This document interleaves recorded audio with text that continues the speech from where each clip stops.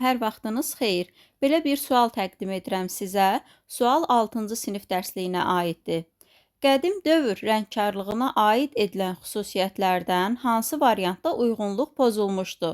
Bizdən yanlış variantı seçməyimiz tələb olunur. Baxırıq A variantına.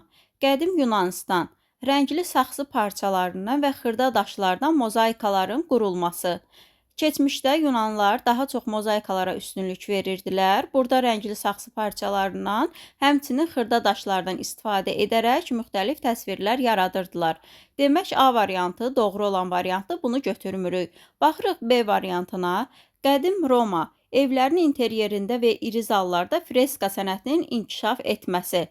Freskanın inkişaf etməsi qədim Romalıların yaşayış tərzi ilə əlaqəli idi. Çünki onlar geniş zallara, geniş otaqlara üstünlük verirdilər və divarlarında müxtəlif freskalar çəkirdilər, yəni divar rəngkarlığı.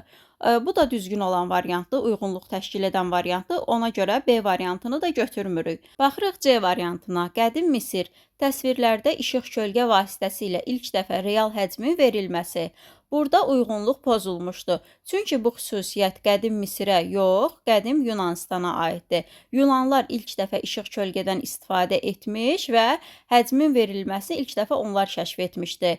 Baxırıq D variantına. Mesopotamiya qədim məbədlərin bəzədilməsində ornament və heyvan fiqurlarından istifadə olunması.